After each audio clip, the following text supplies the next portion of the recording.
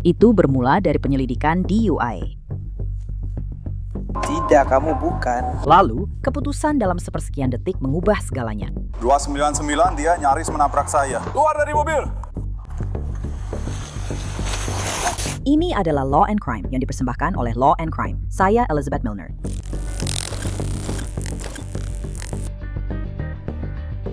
Petugas datang setelah saksi mengira ada yang salah dengan pengemudi.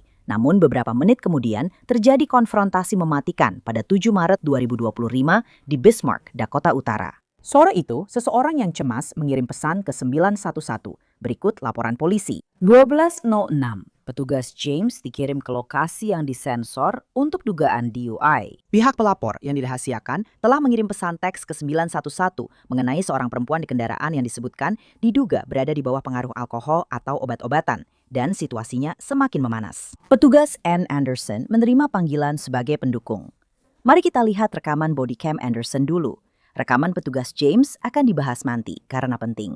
Petugas Anderson tiba di parkiran 12.12 siang dan bertemu petugas James yang sudah di sana. Ia lalu berbicara dengan pria yang mengirim pesan ke 911.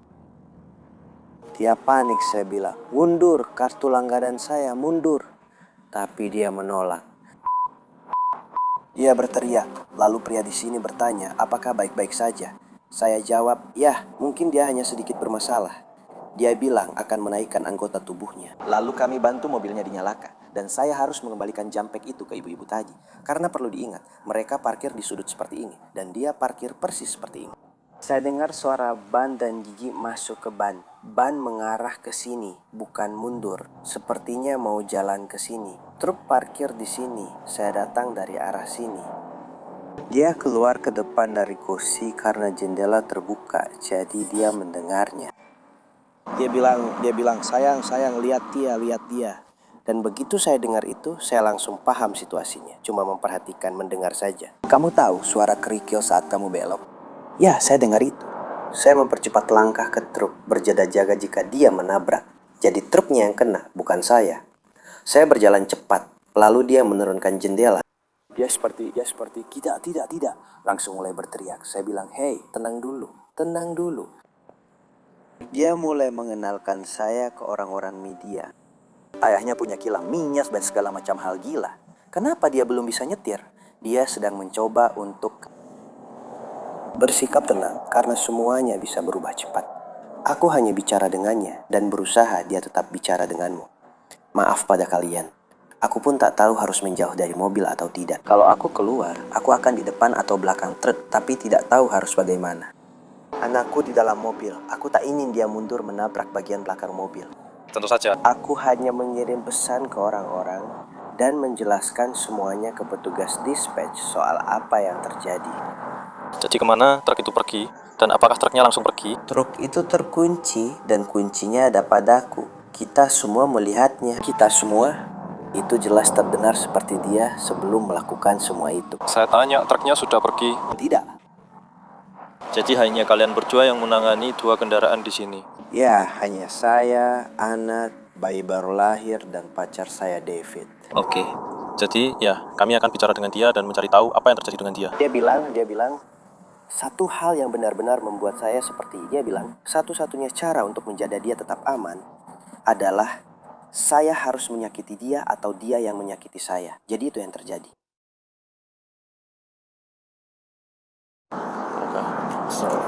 Ya, kalau kami butuh sesuatu lagi, kami akan datang ke dokter. Desmond, saya setidaknya itu saja. Dia sangat fokus pada lingkungan perlindungan itu.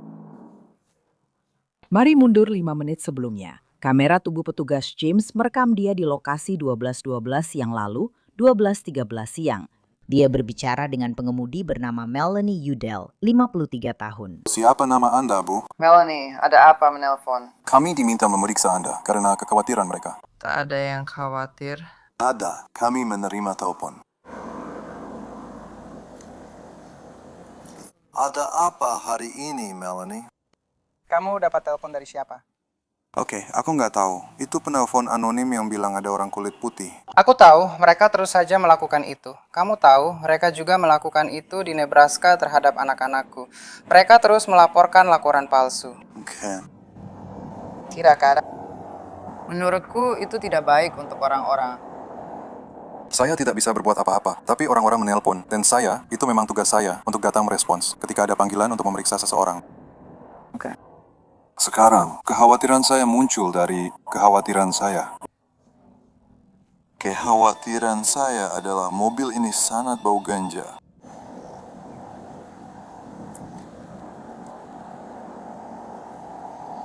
Kapan terakhir kamu merokok ganja di mobil? Orang lain pernah merokok ganja di sini dan aku tidak mau membahas itu karena nanti mereka malah melaporkanku padamu. Orang lain, kamu tidak merokok ganja. Aku pernah. Aku punya ganja medis dan masalah jantung. Apakah kamu punya kartu ganja medis? Aku pernah punya satu. Apakah kamu punya satu? Saat ini, Tidak. Oke. aku tidak mau ketahuan karena mereka ini. Aku ditempatkan di tempat yang seharusnya bukan untukku, karena sebenarnya aku punya apartemen, tapi aku harus dipindahkan dari sana. Aku sudah beberapa kali ke sini. Pusat 299.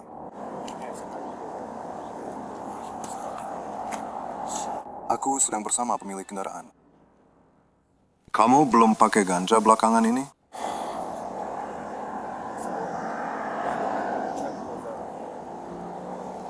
Aku tidak akan mendapat masalah. Ada apa? Apapun yang terjadi. Aku bilang tunggu. Aku cuma bilang mobilmu bau ganja, dan tanya apakah kamu memakainya, bukan berarti kamu bermasalah.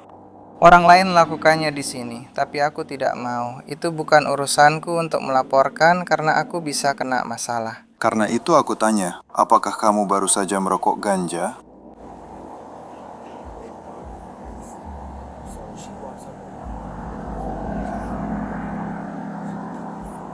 Aku nggak mau bohong, aku pernah merokok, tapi aku juga nggak bilang itu punya aku. Aku punya ganja medis, aku seharusnya punya ganja untuk menenangkanku. Maksudku, itu memang membantu kecemasanku, dan aku punya cedera leher yang parah. Aku juga punya Adderall. Sebenarnya aku punya resep untuk itu. Oke, aku punya gabapentin, tapi aku tidak meminumnya. Aku punya resep untuk itu. Kamu bilang kartu ganja medis sudah kedaluarsa. Jadi secara hukum, kamu tak boleh punya ganja di North Dakota.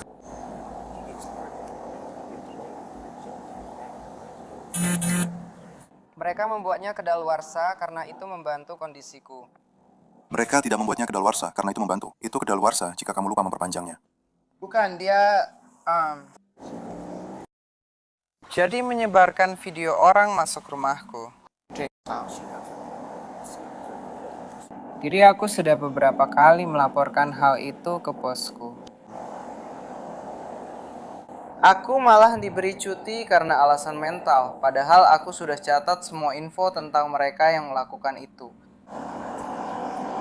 Apakah kamu minum alkohol dalam 24 jam terakhir? Mungkin, tapi tidak penting. Sudah berapa lama kamu tidak minum alkohol? Oh, Violet, aku tidak mau. Bukan berarti kita akan melakukan ini. Tidak, kita tidak melakukannya. Kita sedang berbicara ya. Tidak, karena kamu memanggilku dengan cara yang kasar. Kasar? Bagian mana kami bersikap kasar? Karena mereka menjual narkoba. Mereka lalu menelponmu dan berkata, aku tidak tahu apa yang mereka katakan. Aku tidak tahu kenapa, karena mereka tidak mengizinkanku berbicara dengan orang-orang itu, termasuk kerabatku. Mereka tidak mengizinkanku berbicara dengan siapapun. Mereka tidak membawa mereka ke hadapanku dan berkata, kamu sudah bilang begitu. Tapi kenapa kamu tidak membawa mereka ke hadapanku? Aku tidak khawatir soal itu, tapi aku khawatir karena kamu duduk di kendaraan. Ya, aku sedang menunggunya. Tidak, memang bukan begitu. Sebaiknya kamu periksa saja orang-orang lain yang punya ganja. Saya harus menangani satu hal dulu. Tidak, sekarang kamu harus urus orang lain. Aku bilang ke dia, kamu nggak bisa lakukan ini. Dan mereka jelas-jelas melihat hal-hal seperti ini. Kamu nggak bisa lakukan ini di sini. Melanie juga ditanya apakah dia minum sesuatu. Lalu situasinya berubah. Jadi, Melanie, sekali lagi, kapan terakhir kamu minum? Tadi, aku tidak tahu. Kenapa itu penting? Karena mobilmu tercium bau alkohol dan ganja. Aku tidak peduli. Urus saja mereka. Aku sudah bilang jangan merokok ganja. Nanti baunya nempel di mobilku. Oke. Jadi kamu, Tidak, aku tidak akan lakukan ini. kita akan melakukannya. Tidak, kita tidak akan lakukannya. Tidak, kita tidak akan. Oke. Melanie, silakan keluar dari kendaraan di sini. Tidak, kamu tidak. Melanie, matikan mobilnya. Matikan mobilnya. Tidak. 299, dia kabur. Keluar dari mobil! Keluar dari mobil! Melanie, keluar dari mobil. 299, she almost struck me. Keluar dari mobil! Kita perlu jeda karena pedoman YouTube. Berikut pernyataan kepolisian Bismarck tentang kejadian selanjutnya. Melanie menabrak petugas James dengan mobil saat mencoba kabur, lalu petugas Anderson menembak. Mari kita lihat rekaman kamera tubuh petugas Anderson. Ini terjadi setelah dia berbicara dengan pria yang melaporkan Melanie ke 911. Demi anak saya. Melanie, matikan mobilnya! Matikan mobilnya.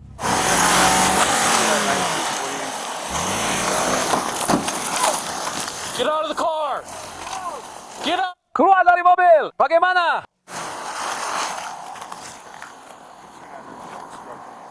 Keluar dari mobil!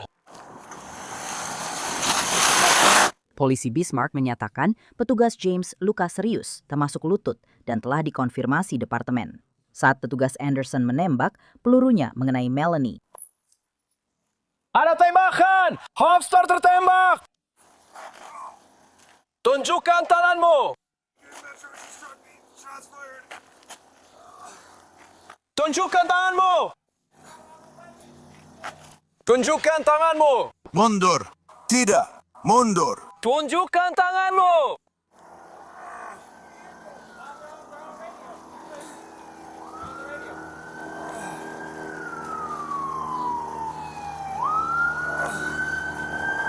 Aku tidak bisa bergerak.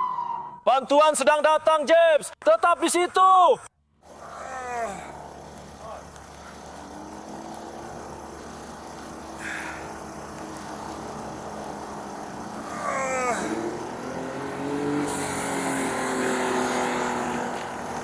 Kalian tetap di belakang! Ya, tetap di belakang saja! Tunjukkan tanganmu!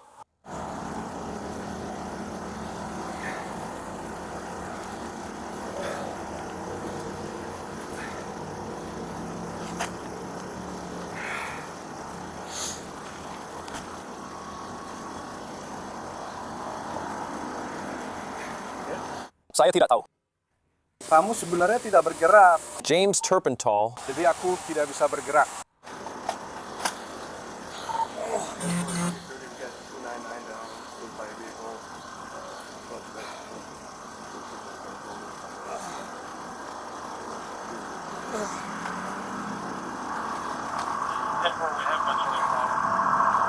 Aku tidak bisa menggerakkan kakiku atau pinggulku.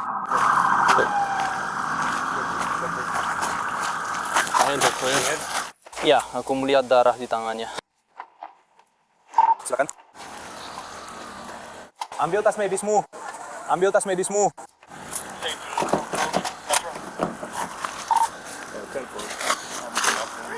Lari ke sini. Dia tertabrak mobil. Aku tidak bisa menggerakkan kakiku atau pinggulku.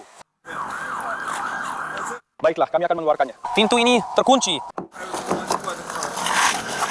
Jika kamu berjaga, aku bisa. Aku tidak tahu di mana pistolnya. Jaga posisi. Ayo keluarkan dia. Itu, ya. Keluarkan dia. Keluarkan dia. Keluarkan dia. Keluarkan dia. Tunggu. Ya.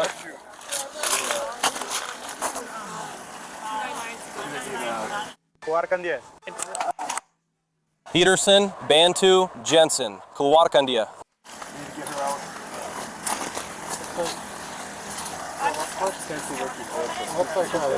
Ya, aku akan menanganinya. Baik, kamu mengerti. Awasi dia. Ya.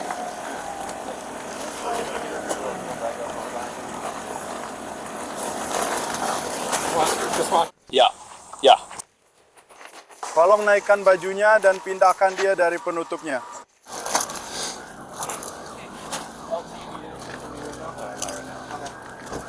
Di mana James? Ya di sana. Hei, Isa kalau ngambilkan tas medis, saya mungkin juga perlu alat kejut jantung. Baik, mari pindahkan dia ke sini, jauh dari kaca. Bisa kamu amankan ini di sini?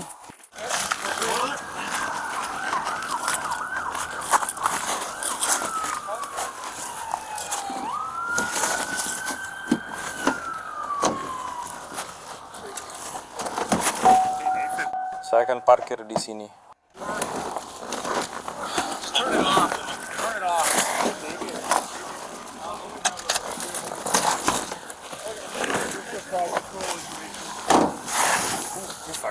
Sudah, oke.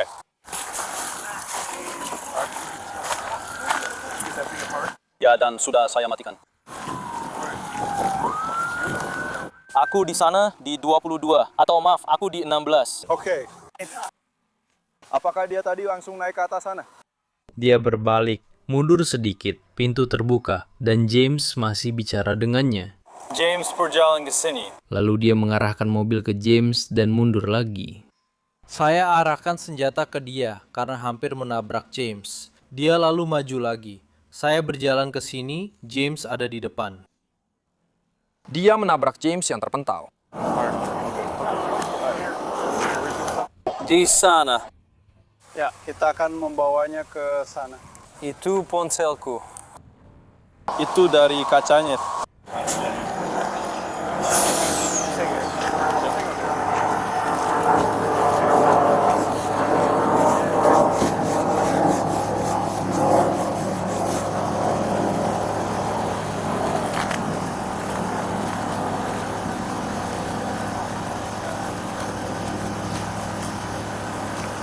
Bagaimana keadaan sobat?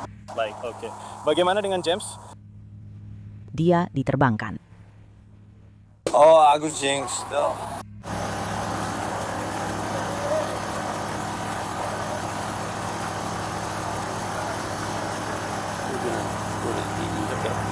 Kita baru saja berbohong kepada kendaraanku. Oke. Tinggalkan aku ke mana saja. Persiapan saja, kita bisa mulai sekarang.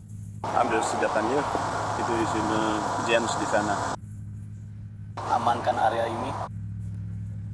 James, dia harus pergi. James, dia harus pergi di depan sana. Oh, siap. Itu akan selesai. Satu kali lari. Tidak, aku sakit di... Can I grab my personal phone? Iya.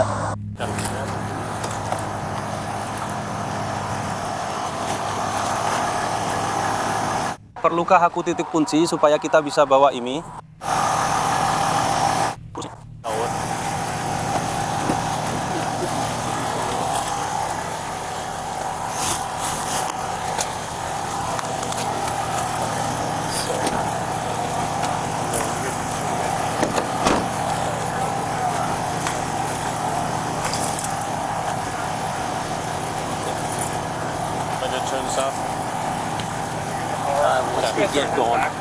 Lepaskan sabuknya.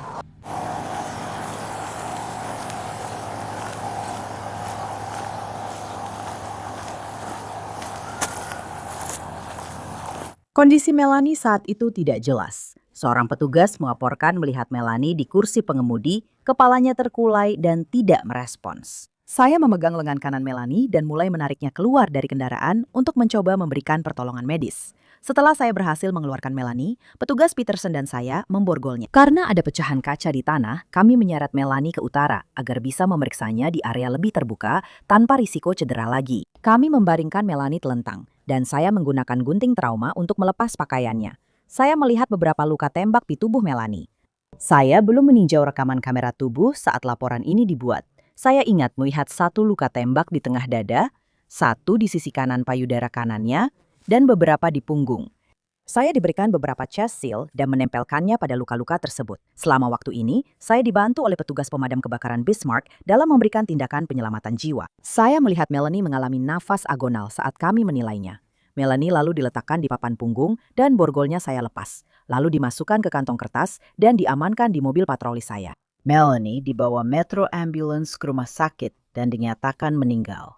Setelah penembakan, petugas Anderson dan James cuti administratif sesuai protokol. Biro Investigasi Kriminal Dakota Utara menyelidiki kasus ini. Kasus itu kemudian kabarnya ditinjau kantor Kejaksaan Negara Bagian. Jaksa Negara Bagian Julie Lawyer menyimpulkan penggunaan kekuatan mematikan dibenarkan dan tidak ada tuntutan pidana yang dibenarkan dalam kasus ini. Menurut laporan dari KFYR, petugas James dalam keadaan baik dan telah keluar dari rumah sakit. Baik dia maupun petugas Anderson dilaporkan sudah kembali bertugas. Terima kasih sudah menonton Law and Crime. Saya Elizabeth Milner, sampai jumpa besok dengan kasus baru.